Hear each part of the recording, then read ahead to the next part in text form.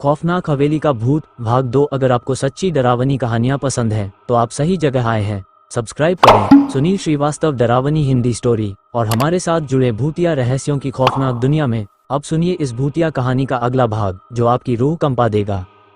चारों दोस्त अजय, रोहित, विक्रम और समीर किसी तरह उस शापित हवेली से बाहर तो आ गए, लेकिन उनके साथ कुछ ऐसा हुआ जो उन्हें चैन से जीने नहीं दे रहा था। रात को घर लौटने के बाद अजय की नींद अचानक खुल गई। उसे लगा कोई उसके कमरे में खड़ा है। अंधेरे में वो बस एक परछाई देख सका, लंबी, डरावनी और उसकी ओर घूरती हुई। कौन है? उसने कांपती आवाज में पूछा। कोई जवाब नहीं आया, लेकिन अचानक हवा में वही डरावनी हंसी गूंजी जो उन्होंने हवेली में सुनी थी। अजय चीखता हुआ उठा, लाइट जलाई, लेकिन कमरे में कोई नहीं था। सुबह होते ही चारों दोस्त फिर से मिले। सबके चेहरे उतरे हुए थे। कल रात मुझे अजीब चीजें दिखीं, विक्रम ने धीरे से कहा। मेरे साथ भी, मुझे लगा कोई मुझे देख रहा है, समीर बोला। तभी अचानक रोहित के हाथ पर लाल निशान उभर आए, जैसे किसी ने उसे जला दिया हो।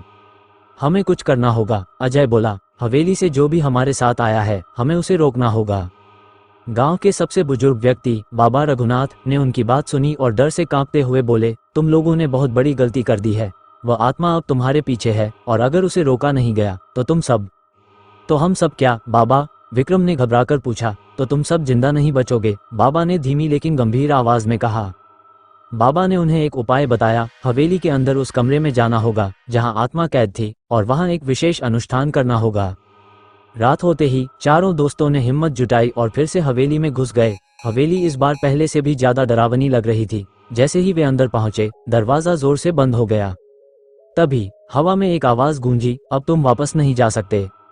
कमरे के अंदर तस्वीर में वही औरत थी, लेकिन इस बार उसकी आंखों से खून टपक रहा था। झूला अपने आप हिलने लगा और चारों के आसपास की चीजें जोर जोर से गिरने लगीं। बाबा के दिए हुए मंत्रों को पढ़ते हुए अजय ने दिया जलाया। तभी आत्मा जोर से चीखी, नहीं, मुझे मत जलाओ। लेकिन अब बहुत देर हो चुकी थी। जैसे ही दिया जलाया गया, हवेली जोर से हिलने लगी और आत्मा एक काले धुएं में बदलकर गायब हो गई। दरवाजा अचानक खुल गया और चारों दोस्त दौड़ते हुए बाहर निकल आए। हवेली फिर से शांत हो गई, हमेशा के लिए।